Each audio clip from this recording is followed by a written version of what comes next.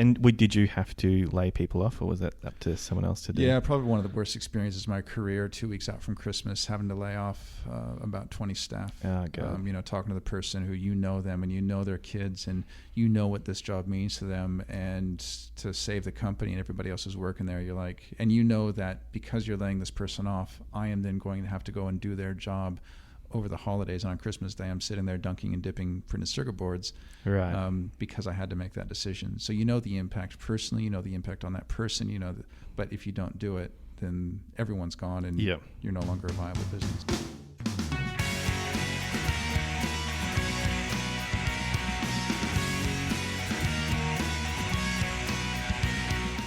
Hello and welcome to the Be The Push podcast.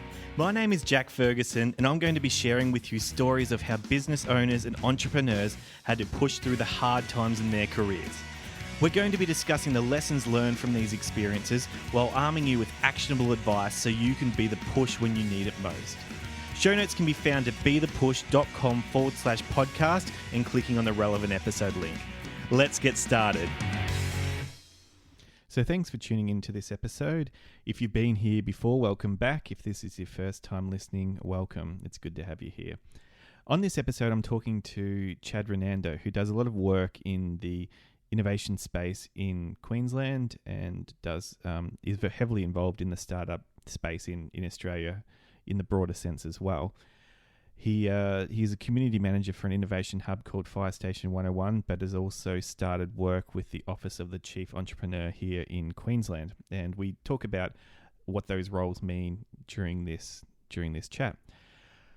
But like a lot of other people, Chad has had his fair share of challenging times in his career. And one of the things we talk about, as you might have listened to the start of the episode and heard him talking about having to lay staff off, and that was because of a bankruptcy that the first company he was involved in went through. And we talk about that story from start to finish, what that's like to have your company going downhill and how you manage that, what that time's like outside of work. Are you able to switch off? Are you able to, enjoy yourself still, even if your company is not doing so well? We also talk about imposter syndrome in this episode, and I think that's something that affects a lot of people. A lot of us feel like we're not good enough, or why would anyone listen to me? I know I've had my fair share of times where I just don't think I've got the chops. So we talk about that at some length as well. And the other topic I wanted to touch on just in this little intro to get you all excited about our chat coming up is culture. Now, Chad talks about when he was GM of a company and scaling that from 20 to 60 people and how that can affect the culture, what he would have done differently in hindsight, where he thought he went wrong. And, culture is one of those things that, I'm certainly no expert in it. We hear the word a lot, but what does it really mean? And it's just enlightening to hear from someone who has been there and done it before. So without further ado, let's get into the conversation. All right, so today we're here with Chad Renando. Chad, how are you doing today? Thanks for being with us. Yeah, great, Jack. How are you? I'm not too bad. So, Chad, you're working as a community manager for Fire Station 101, which is a innovation hub in Ipswich, Brisbane, Australia. Correct to say that? That is correct. Yeah, and also you're measuring the ecosystem, the startup ecosystem here in Australia or in Brisbane as part of the Office of the Chief Entrepreneur. Correct. Cool. So, but we were just talking then, and before we get into those roles and what they mean, you don't consider yourself an entrepreneur. Is that correct? I start things, right? So I build, grow, scale. I do all of that. But quite often it's been for, a company. I've been an employee at places doing those kind of things. So I don't necessarily ever consider myself as somebody who has a job. I create my own job wherever I'm at. But I'm not that guy who's gone overseas and exited a multi-million-dollar company and then be able to come back and give that advice. So that speaks more to the kind of the imposter syndrome conversation we'll have a little bit later in the show, I'm sure. Yeah, cool. All right, so we'll get to where you're at now. It's interesting to hear that you don't consider yourself an entrepreneur. I think you do a lot of entrepreneurial things, for the record, but I'm sure we'll get into that. How did the career start? How did you get into the workforce? Well, started off when I was 6 years old working for the family business. Oh, right. Yeah, cleaning and sweeping, and it taught me the value for money when I went up to my boss, who happened to be my mom, and say, can I have a raise from 25 cents an hour to 50 cents? And she says, buddy, if you want 50 cents an hour, you will damn well work like you're getting paid 50 cents an hour. Until then, pick up that broom and sweep. So it taught me a bit of the value and ethic of money. But because of a range of factors, I left home at 14, went up and lived in Canada, went to high school up there, joined the Navy at 17, so U.S. Navy for 5 years. And from there, it's been a bit of a potpourri. When I was in the Navy, I got a message on the submarine saying, submit your discharge papers, has to be complete by return to port.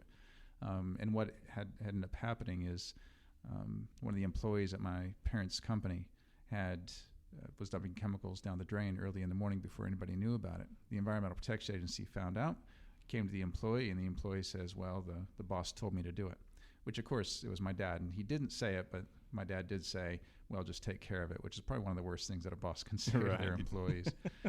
So my dad did minimum security for 5 months for environmental violation. I got called out to help run the company, and that was my entry into the proper workforce outside of the Navy. So I did that for about 5 years. That was good, but then the company eventually went bankrupt, which we'll talk about here shortly, I'm sure. And then came over to Australia because I married an Australian, and then hopped around between manufacturing, digital a little bit, worked for the public sector up in Queensland for the Environmental Protection Agency, delivering their EcoBiz program. Left that, worked in a digital agency for about 6 years, grew the company from 10 to 60 staff, did all the online stuff for Domino's Pizza. Management consultancy for a couple of years, and then somebody tapped me on the shoulder and said, hey, do you want to run an innovation hub? I said, sure, why not? And here I am. Awesome. Great to hear. So I'd like to just, if we can just go back to the Navy for a second. That's interesting that you were part of the armed forces. We've had Steve Baxter talk on the podcast before about his time in the Army and what that meant for discipline and whatnot. What did the Navy, what was that experience like? What did that teach you? Yeah, it was incredible. The Navy was good because it was a roof over my head and food in my mouth when I needed it most. Like I was off the rails 17 up to about 20. Okay. Ducking and dodging and trying to get away with everything I could. Okay. And at some point I woke up. You know, for me it was when I had to go take a rating exam and somebody says, Chad, don't even bother, you know, when you're trying to make rank in the Navy because you only have a 4% chance of making it. And I looked at that and said, fantastic. Someone's got to make it. There's no reason why it can't be me. So I studied my ass off day and night, learned everything there was to know about being a sonar tech, and I took the test. Yep. And how'd you go? I failed. You failed? Well, I didn't fail. I didn't make it, but I scored in the top 11%, which okay. At that time in my life, I said, well, okay, I can actually give it a go, and I've got a shot. So the next time I took it, I was ready for it, and I had more time and rank, which got me some more points, and so I actually made it. So that was the start of my journey. And the other thing I started learning in the Navy was if you want to develop leadership in people, especially in young men, lock them in a big metal tube for 70 days and don't let them out. Right. And it really forces the leadership to emerge or not. But it lets you kind of really be who you are in that environment. So that was really good to start developing my leadership capability. Awesome. So on that 4%, did you mean 4% of people who take the exam pass it, or do you mean they gave you a 4% chance? No, 4% actually make it. Okay. Make it to the next rate. Right. So, and I was in the top 11%, not 4%, yep. But after, you know, a life of always scoring in the bottom 10%. Right. Not because of capability, but just because yep. I never really gave it a shot. So it really taught me just, you know, anybody who can give it a go has a chance, and there's no reason why it can't be you. Right. And that's what fired you up, that person making the remark that, you know, don't even bother. Was that the catalyst to go, well, you know what, I'm going to turn this around? That's right.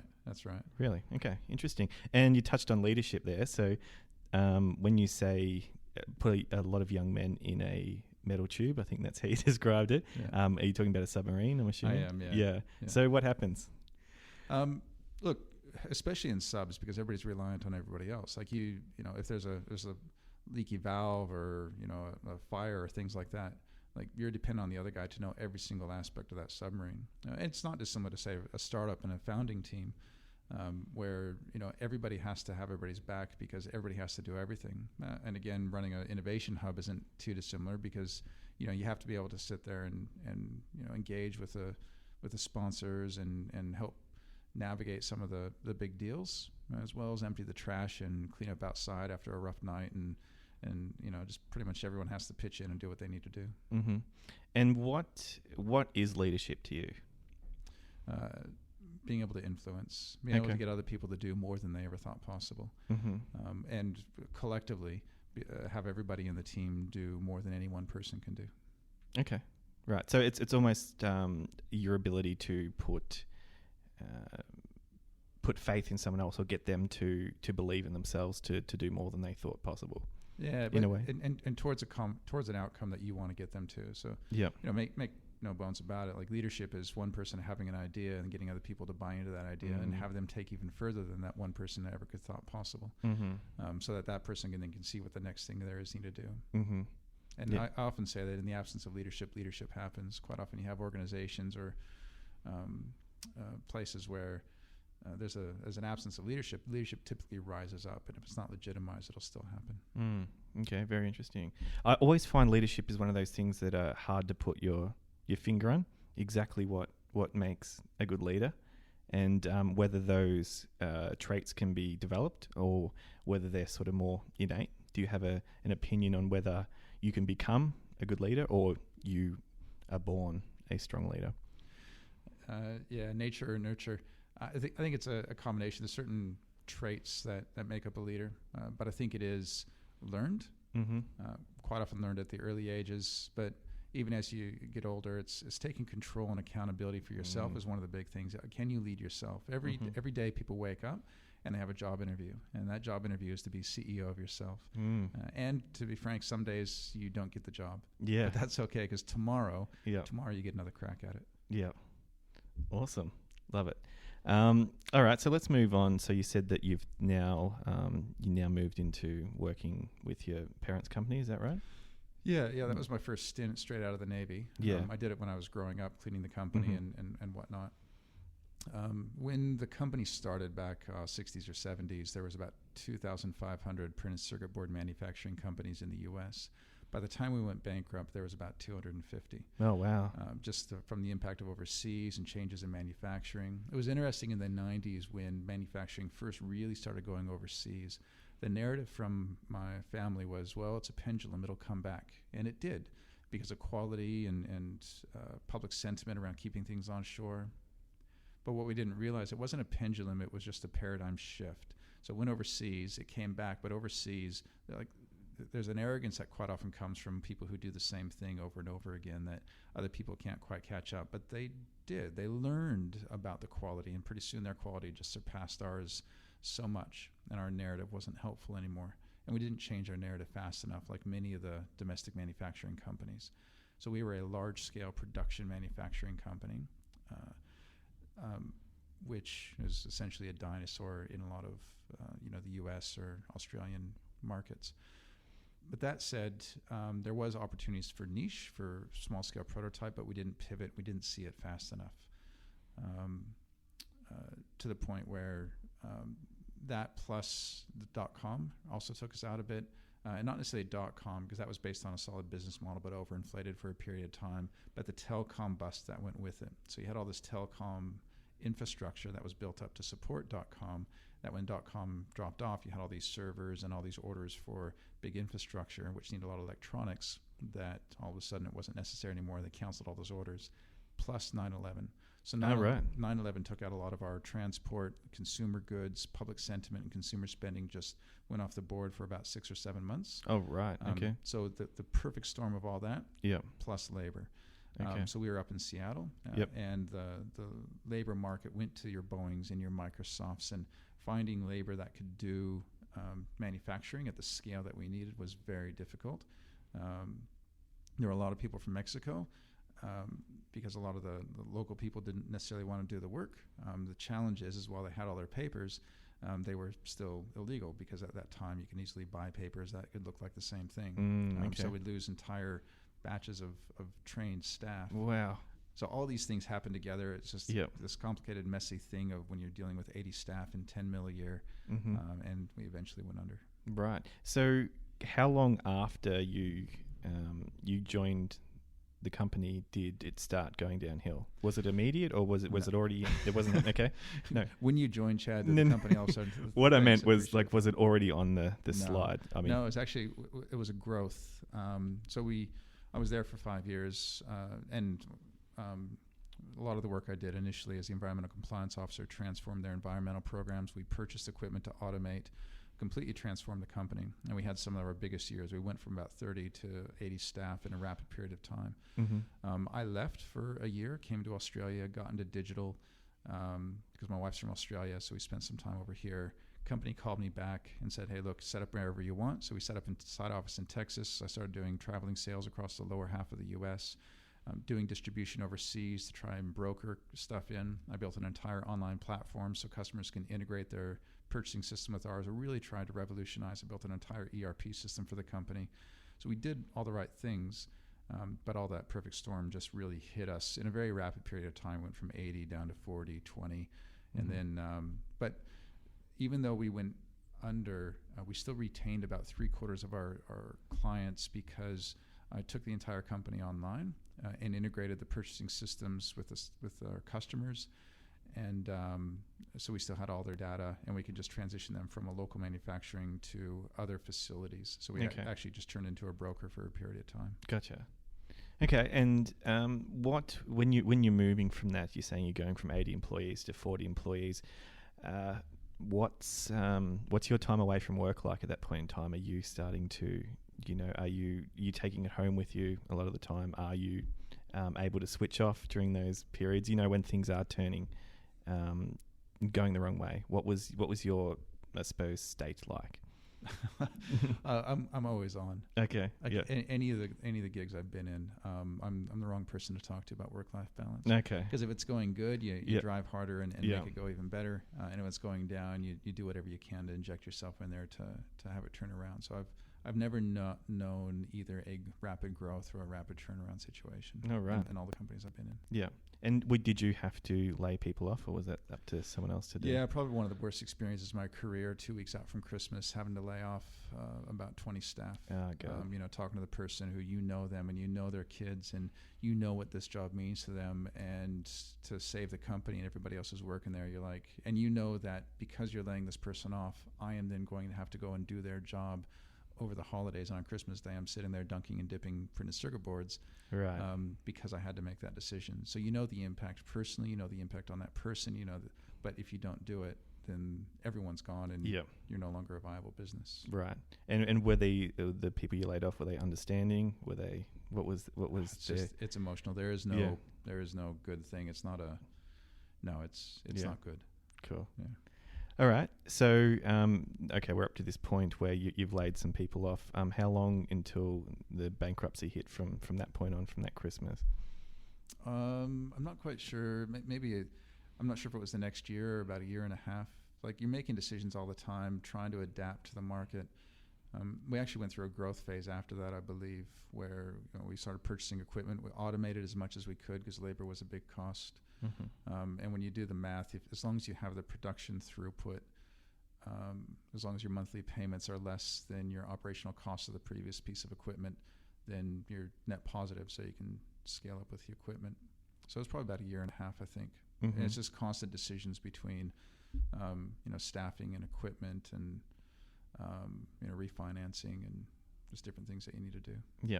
And it makes me, you describe something like this, and I wonder why anyone would ever run a company. Like, this is the risk that you go through when you run a company. You could go under, you could go through all this heartache. Why do you think we do it? Because somebody's got to give it a go, and somebody's going to make it. There's no reason why it can't be me or you or anyone out there. Like, for all these stories you hear about this, there's countless others where people are making it and they are doing good and they are making a difference. Mm-hmm. But it always has to be about what is a difference you want to make. Right. So even at Circuits Engineering, where we were at, we were making a difference in the local economy, making a difference in these people's lives. It was a community, a family-run business with a family feel to it. And so we did it for our staff, and we did it for the quality and the difference we want to make in the manufacturing industry. Mm-hmm. Okay, and talk me through the day or the period where we know we're going to actually have to declare bankruptcy. Talk us through that experience. Well, I'll put a caveat in there. It was a family business, and my parents are the ones that filed. Yep. We contributed some money, so I lost about a third of my assets in the whole process. But they're really the ones that took the hit. Right. And like my mom was the CEO. She's, out of everybody in the entire planet I've ever met, the one I have the most respect for. She is, she's the reason why I am what I am. Okay. Just watching her through that whole process. Yep. To the point where after the bankruptcy, she went and got a job doing sales at $8.50 an hour minimum wage. And within about 3 years, she was the number one salesperson for the largest publicly listed funeral company in North America. So her ability to influence and impact and lead herself is pretty incredible. But during that time, look, the guilt I felt over what could I have done and should I have stayed around and should I have done more, even though, like in hindsight, I think it was the right choice for me not to do it. I think we probably could have clawed it together and kept fighting and kept going. But with the way of manufacturing was and with the amount of investment we would have needed to stay relevant, I still think it was inevitable. You always second guess. Did we make the right choice? Could I have hung on for another 12 months? Could we have turned it around?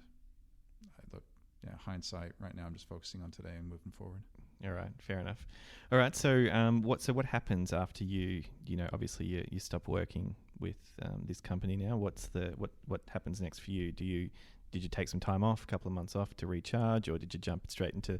You're looking like you must have jumped straight into the next thing. Yeah. Well, the year I took off and came to Australia, I've always had an interest in multimedia. So I read this book, What Color Is Your Parachute? And it says, look, go around and do informational interviews. I said, okay, well, the book seems to know what it's talking about. It's pretty thick, so it must be right. And so I went under M in the yellow pages for multimedia, which is what they were called back then, and just started going up to them and say, look, I want to do what you do. I'm not looking for a job. What should I do? Should I buy a laptop? Should I buy software? Should I go to school? And one of them said, well, you've been a manager before. Do you want to be a project manager for multimedia? I said, sure. I came in, never having really done much in the multimedia space per se. And the first client that they gave me within about 3 months came in and said, this is the worst managed project I've ever seen. And I've got my files right now. Wow. So it was a pretty rocky start, but credit to the company that kept me on board. And within about 12 months after that, I was bringing in more sales in the entire sales department for the company. Right. So I started finding my niche.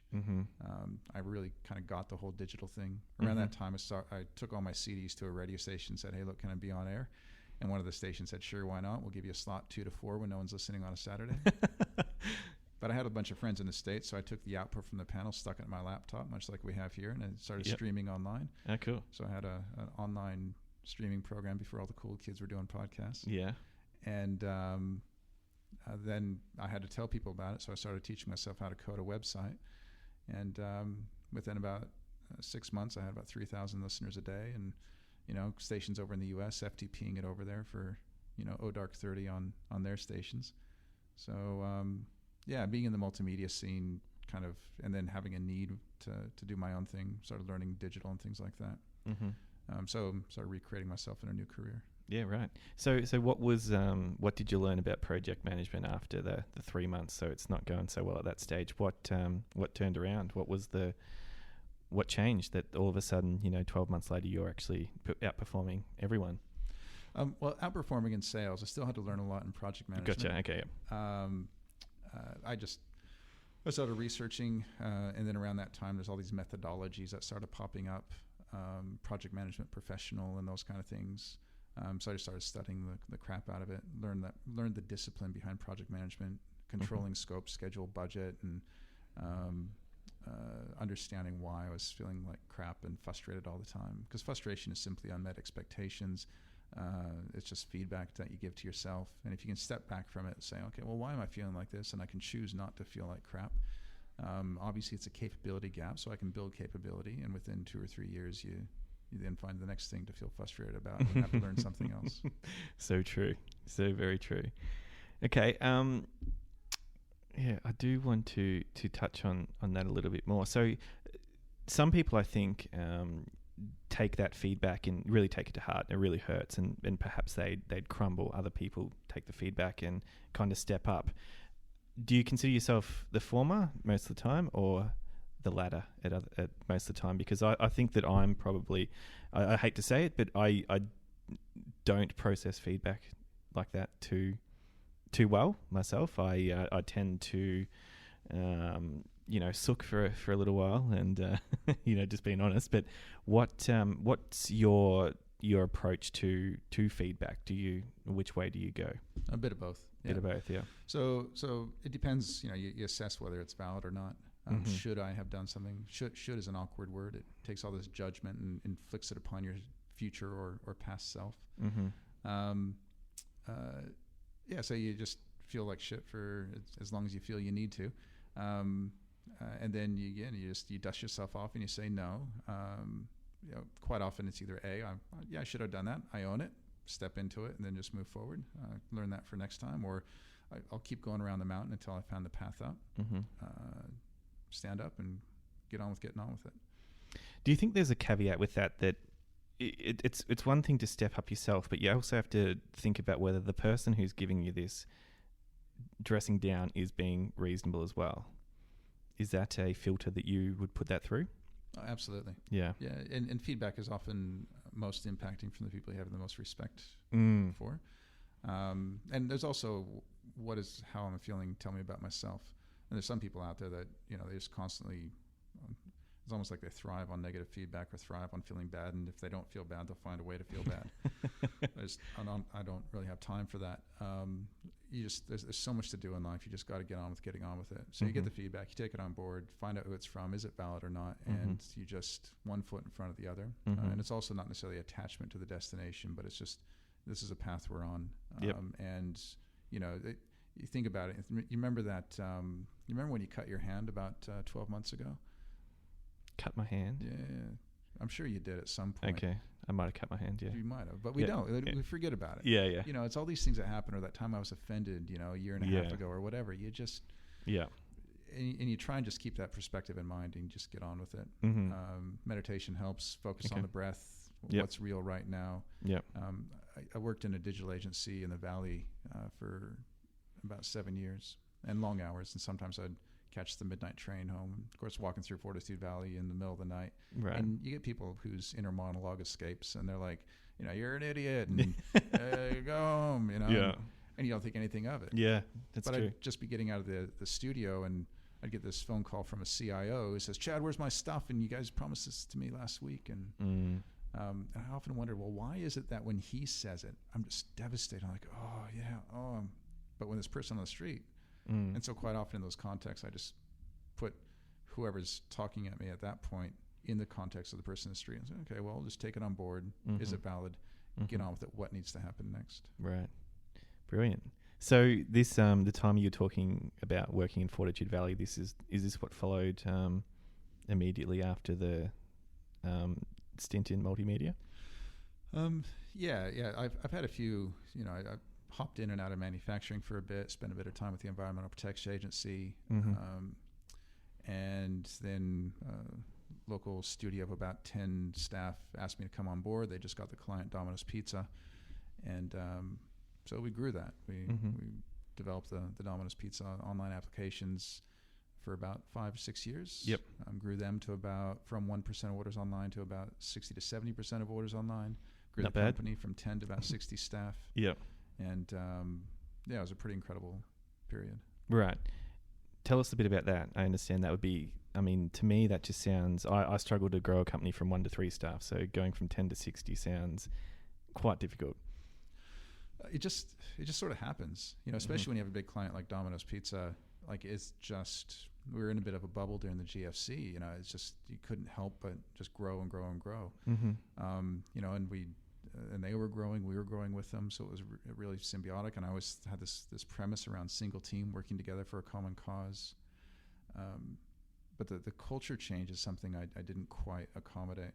And during that time, I got a Master's of Applied Social Science because I really wanted to understand from an organizational structure and psychology what was happening. And I wrote all my assignments on what does it mean to manage a fast growth firm for a fast food company. So I started getting behind the theory of it all, but even with all that theory, I think in hindsight, I still didn't protect the culture from 10, 15, 20 people, nice vibe. Everybody has each other's backs to 60 staff plus, got to stay 70% billable, huge client demands, rapidly changing market, technology changing all the time, having to maintain, Android, iOS teams, PHP, Sitecore, .NET, and stay on top of all the different technologies and all the different industry sectors that we were in. It was a challenge. Some things I did well, and some things, I probably would have done it differently. Right. So what, on hindsight, after that, what do you think is the key to culture?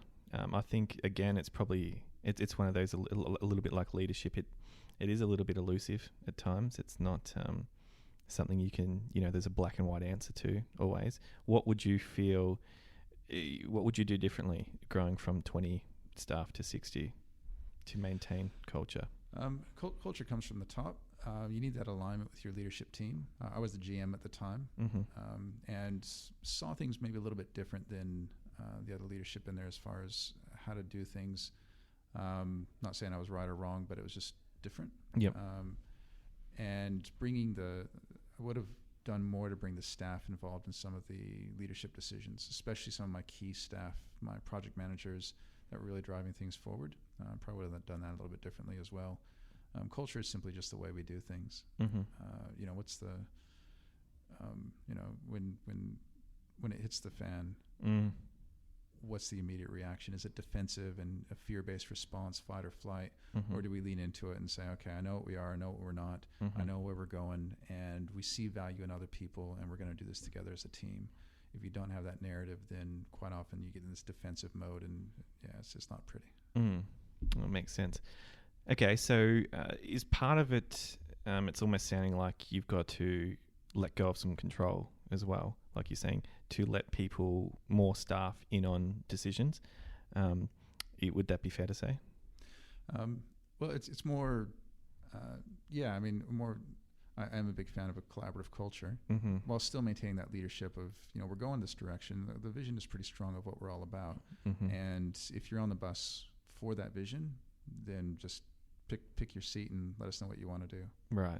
Just make sure everybody's on the same page, going in the same direction, but having scope to then be open to other people's input and ideas on maybe future directions that you want to consider. And what happens if someone's contributing silly ideas all the time? How do you manage someone like that? You just let it sit there and say that's fine, but we're going this direction. And if you have an opportunity to make it valid, you need to create the space for the silly ideas to play out. Okay. But kind of make sure that doesn't cost too much, especially in a service-based industry. It's a bit of a challenge. I've had a lot of conversations with other agencies around as far as the difference between product and service.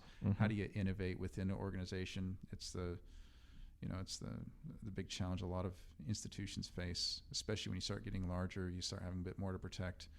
How do you still allow that space for some of the silly ideas? Like I've had some of the guys there in that time, going for all these different database structures and different languages, we're a .NET company, but then we want to try Ruby on Rails, and Python comes along, and all these different things. How do you create a space for that to happen while still maintaining your core? It's that thing they call about ambidextrous organizations. Right. How do you exploit your core assets while exploring new opportunities at the same time? So you really, is it fair to say that you get the more aware or the more keyed into what your DNA is you need to be? You need to be rock solid with what your DNA is as a company. You need to understand your vision and where you're going and what you're all about. You need to understand what your customers need, what the problem is that you're trying to solve, what the solution you have to offer. Yep. All the core aspects of your business model. Yep. But then let that be an ongoing conversation. So you have a conversation within a framework. Okay, cool. All right, so what happens after this? So 7 years at the digital agency, what's next? Yeah.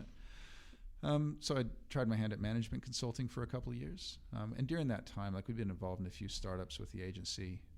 So I was starting to get involved in the startup scene, had some startup ideas of my own, pitched those, and started getting involved in things like Random Hacks of Kindness, Impact Academy, Peter Ball's Social Impact Accelerator, and just volunteering and showing up.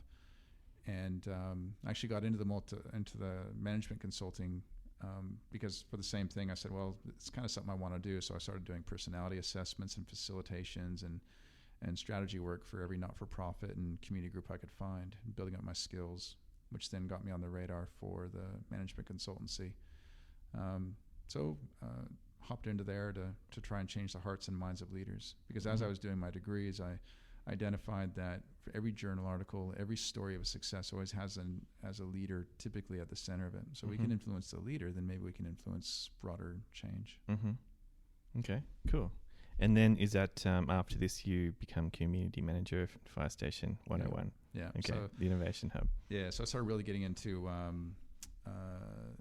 the startup scene and helping out where I could. And then because I live in Ipswich, I saw they were doing something with an innovation hub, the Ipswich City Council. So I raised my hand and they tapped me on the shoulder and said, hey, let's play. So the inaugural community manager there, we launched with about 18 startups, giving it a go. And it's just been a fantastic ride since then. And I'll just take one step back, but why get involved with startups in the first place? What drew you in? I think we need to do things differently. Like when I was a management consultant, I was working in large institutions, utilities companies, and seeing their challenge with change. But then in the startup community, you can just change anything you want. Quite often because at the time, a lot of them don't have customers. And so they have a lot of flexibility and freedom. But my end goal, so my big why is I want to address embedded poverty and systemic inequality at a global scale. Oh, wow. Okay. Because we're, in 20 years, we're going to be able to, put somebody on Mars and order pizza with a thought and, watch any media or listen to any music with any device. And my fear is that we're still going to not be able to feed the planet and step over people sleeping in the streets and still have some of these really wicked embedded problems. The sustainability development goals, the really hard things that we're trying to address. So I want to play in there, but I think innovation, development of ecosystems, and entrepreneurship is really a key factor to that, to finding new ways to do things faster than maybe the institutions can allow. So that's kind of why I'm doing it. But first thing I want to try and do is understand. And doing Fire Station 101 has really helped me understand at a local, regional level what the possibility is. And now at the state level, I'm measuring. And then I want to take it nationally to say, okay, well, how's everybody else doing it? How do we expedite this whole process and ideally for the good of humanity? Right. Okay, that sounds awesome. What's locally, how are we doing? Fantastic. Look, I've traveled across Australia, and from what I hear, everybody say the same. Well, what the heck are you guys doing in Queensland? I do get weary of some of the state versus state debate. Which one's a startup state? As much as I do have a lot of time for Queensland, I think we're doing just incredible things. But I want Australia to do incredible things. I want humanity to do incredible things. I think the competition is good because it drives a bit of activity and energy. But we're trying to create global companies, and I think companies need to go wherever the best opportunities are. And I think it's our job within every region to provide the best opportunities we can, so that we can foster that capability wherever you're at. Right, and people want to stay then. We get very clear on the value you drive. And people then come and get that value from you. And what's your take on how we're doing as, I suppose, not just within the startup ecosystem, but within the wider community? Because my view in growing up, going through school I went to school in Victoria, but in going through, formal institutions, this type of entrepreneurial spirit, vibe, mentality, whatever you want to call it, was, I didn't really touch it until 23, 24 years old. Didn't know it. I mean, I kind of always thought entrepreneurially, I suppose, if that's a word. I wanted to make my rock band become a worldwide success. And I had kind of dreams and things like that where I thought those type of things were possible. But as far as community, the community goes, not a lot of people I felt thought like that. Is that what you find? Do you think that's a fair assessment with where we're at the moment with the wider community in Australia? I think there's never a better time to be a startup than right now. Right. Within the last 18 months, there's been 21 hubs, spaces, programs specific to the entrepreneurial activity emerge within Queensland. That's almost double what was here before. It's just exploded. Back in 2012, you had iLab, River City Labs, a handful of them out there. And now you have it across all the different sectors, from university to government to venture capital, independent. You have all the different models that are out there to help people out. I think we often look at it and say, we apply a frame of reference from 2, 3, 4 years ago to wherever we are now. And I think wherever we're going to be in 2 or 3 years from now is going to be so vastly different. I think Australia is in a bit of a catch-up mode. I think we've relied on resources, we haven't had the pain drivers to get us going. Like in Israel or someone like that. Well, Israel, I hear stories about the UK. I've been to the US a bit as far as looking at their ecosystem, and they're driving it pretty hard because they don't have as strong government support per se at the different levels, and a real strong entrepreneurial spirit over there. In the UK, I hear a lot more as far as private sector investment, corporate investment into the startup scene than over in Australia. So I think there's more that we can do, but I think the Australian spirit of entrepreneurialism is pretty strong. I think we want to give it a go. We just need to light the fuel to get them there faster. Yeah, and we're talking about big companies before, and talking about Domino's as well. Actually, it was interesting that they opened innovation hub thing, whatever you want to call it. But basically, in their speech, their CEO Don May was saying how they kind of acknowledge that the corporates they're too slow. So instead of them trying to innovate, they actually provide a space where people can come in and innovate. If the company likes what they come up with, they can take it on board. If they don't, they don't have to touch it. I thought that was a really interesting way to approach fostering innovation for a corporate. The corporates are looking at how do they play, how do they do it? Do they create their own innovation lab? Like you have Queen's Energy Utilities with Luggage Point. They have a fantastic innovation space there where they're trying new things, or Domino's D Lab, like you mentioned. Or do they invest? And so you have a lot of strong partnerships where a lot of those organizations then play with existing innovation spaces like River City Labs, Little Tokyo 2, Fish Burners, Fire Station 101. So I think there's a lot of opportunities for them to play in different ways, or invest in programs like Telstra with MiroD to try and how do we access and this whole explore thing as we exploit our core assets. How do we access this exploration out here in the market, which maybe has a bit of a less risk for us, but we can still get some of those technologies in and get first crack at it. Yep. Really interesting. So, and you said before that you're also measuring the size of the ecosystem per se. How do you even start doing something like that? That's a bit tricky.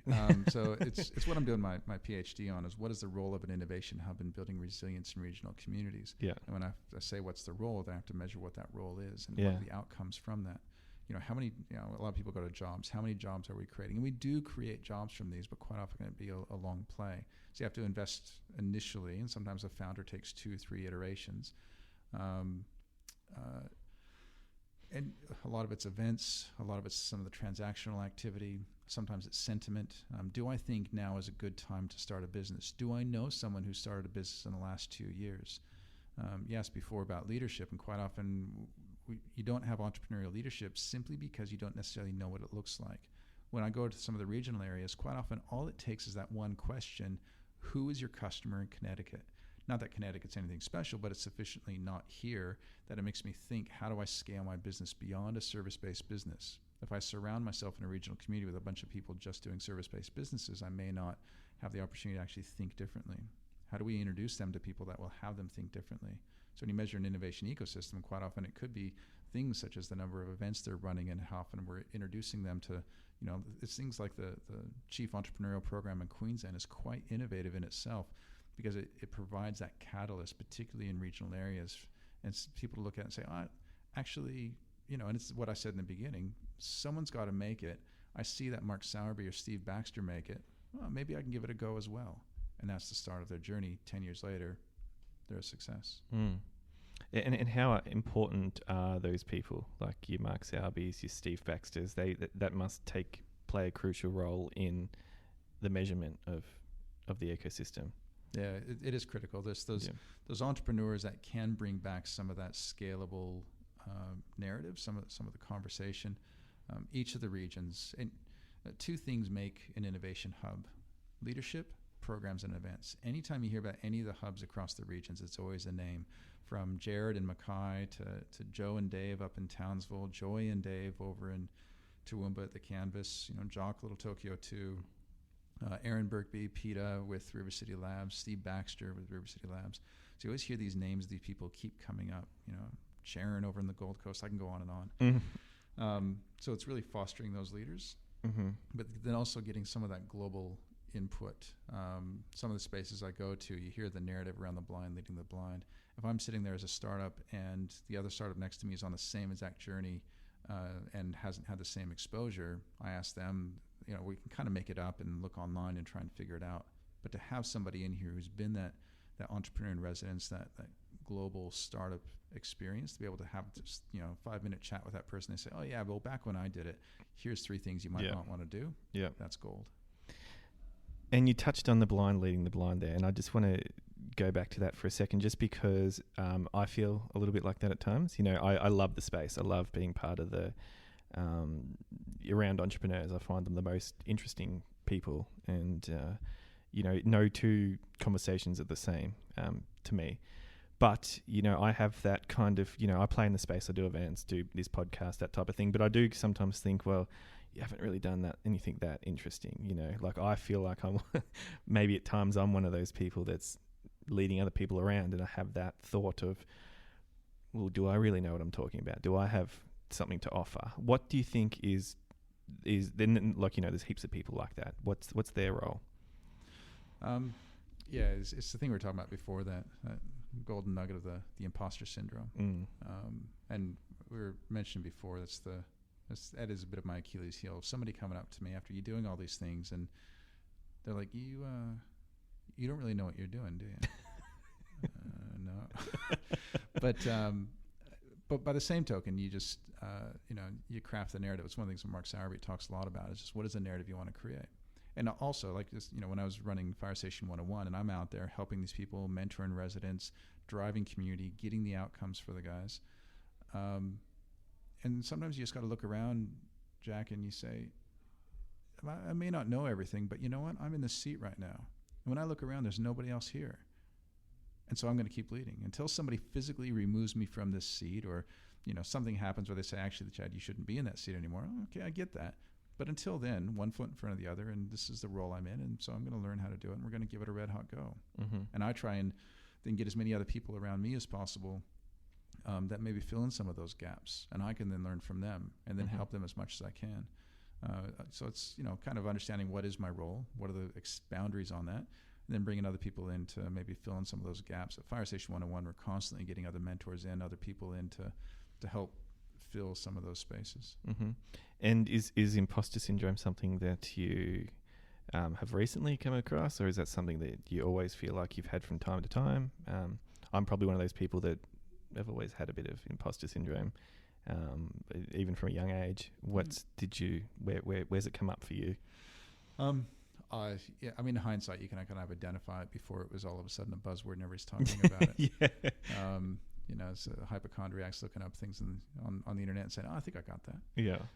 No, but yeah, I think it's also part of the entrepreneurial spirit. I mean, we talked before about not really thinking I'm an entrepreneur. By the same token, I'm always doing things I haven't done before, creating my own way, paving like even now measuring the innovation ecosystem. Like it's just really hard. Like no one's really doing it well. As I ask around, they're like, "Chad, that sounds really hard. How do you do that?" I will let you know when I figure it out. Mm-hmm. Like I got an idea and a plan and stuff, but it's you figure out what do I know, what can I offer, and then you just do that. And you also ask for help. You get other people along, and you just be honest about who you are and what you can do. It's that conflicting narrative in the startup space. On the one hand, hey, startup, how you doing? You know what, man, 100%. I'm absolutely nailing it, rocking it, baby. You know, I've got it going on, you know, just closing deals right, left, and center. It's going really good. Yeah. And then you have the other narrative of, oh, you know, just, are you okay? And make sure that you share and take care of yourself and don't get burnout and all that stuff. And I think there needs to be a balance somewhere in there. It is a matter of just being very, very clear on that story that you want to create for yourself. What is that narrative? And for me, I will address embedded poverty and systemic inequality at a global scale, or have at least 1% contribution, something to do towards addressing that in my lifetime. And then I work my way back from there. Right. And so I think innovation, ecosystem development, entrepreneurship is a pathway to that. And in order to do that, I need to measure. And we will have a approach to measurement within 6 to 12 months. Right. And I just got to stay steady on that. Yeah, right. And do you have some theories on how entrepreneurship will bring people out of poverty? Yeah, I think it's getting everybody an opportunity to give it a go. You know, allowing people to create a job, not just get a job. And finding pathways for new money to flow. It is a bit of a challenge because you have systemic barriers that keep momentum in a certain direction. And the thing about the whole startup scene, it's disruptive. It disrupts some of the institutions. One of my fears is that we're going to create new institutions, and the premise around the trickle-down effect isn't going to work in the new rapid-paced technology economy any more than it worked in the institutional frameworks of the past. Right. So there'll just be new barriers, you think? New barriers and capturing of wealth in new ways. The ideal is that you know, as people get wealth from rapid-paced startup opportunities, we find new clever ways to help more people. The fear being is that a lot of the innovation is for people who already had access, and people who didn't have access get further and further behind. Right. We have these broader inequality gaps like we see, you know, in San Francisco and in Vancouver and some of the places like that. Yeah, because there is a huge homeless problem in the Valley, for example, right? Silicon Valley. There's you have billionaires on this side of the street, and it's almost you know, homeless on the other. Yeah, and again, it's a wicked problem, systemic, embedded. I don't personally understand it. This is the journey I'm on right now, is trying to understand. I reckon if I can measure, I can better understand. There's a lot of really clever people. I think that's the other thing is it breaks me out of my imposter syndrome, was trying to be around in a room with as many other really clever people, much more clever than I, so that I can learn from them. Right. Always have somebody else I can aspire to. When I look around and I think I'm the most clever person in the room, one, I'm very likely wrong, and two, you're setting yourself up for a bit of a fall. And is this is part of all this these homeless hackathons and whatnot? Is that part of what you see contributing to solving these inequalities in some way? Yeah. I'm really excited about that. Annie Parker with Fishburners, it was some really exceptional stuff. So and corporations are getting on board to try and address some of these things. I'd like to see it embedded in the framework of everything we do. Can you imagine when you started a business, in addition to your name and your business address, you had a checkbox saying, what is the difference you want to make? Just that one simple question. You can say, you know, piss off, I don't want to make a difference. That's fine. But if we simply ask the question, I think there'll be opportunities to try and embed it. But at the moment, the challenge is that when the pressure gets on, you know, a business's core function isn't necessarily to, you know, save the world or address, you know, they're out there to do what they do, which I respect that. But ideally, we find a way to look after humanity across a range of platforms. Yeah.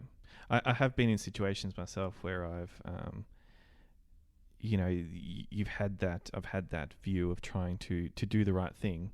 And it gets to the stage where, you know, like you were saying before, you do have to make some cuts to your staff, or you have to make some tough problems. So when I hear about this type of thing, I always think of, you know, business is so hard that if we're trying to contribute socially as well, or you know, have a mission as well as profit, you know, it's such a difficult thing to do. And there's opportunities, you know, that's where the whole social enterprise comes in, and how do you embed it into the framework of what you do. There's ways to do it. That's why I'm a big fan of Peter Ball's Impact Academy, because it looks to do exactly that. Yes, definitely run a business, but how do you have a social impact as you do it? And I don't disagree with some who'd say the best way to have a social impact is to get really wealthy and so that you can give back. The challenge is what's the cost of going through that process? Again, it's embedded. It's a big challenge, but it's one I think is worth solving. Right. Awesome. Well, we might wrap it up there today, Chad. Thanks very much for being with us. Where's some places some of our listeners can find you? Well, Fire Station 101 in Ipswich is a good one. And the other areas are just emerging. The Office of the Queensland Chief Entrepreneur and some of the work that's going to be coming out of there as far as reporting. And then I guess I'll announce it publicly because right now it's just a thought. I do intend to be driving around all of Australia, really understanding and measuring the innovation ecosystems, taking about a 6 to 7 month driving tour sometime next year. So hopefully you'll see my mug on a bit of a documentary after I do that. That'd be incredible. So you're going to go regional and all? Everywhere. Every single innovation ecosystem in Australia. Wow. To really understand and ideally leave them with tools so that we can do all this stuff better, more effectively, more efficiently. Because right now, a lot of these people we seem to be making it up as we go. So how do we raise the overall level of capability across the entire nation? And ideally leave them with something where we can help measure and understand as we do it. So that's my mission, and probably leave around next May, June, or July. Wow, that sounds amazing. I'll certainly be tuning in for that. Chad, thanks very much. Thank you.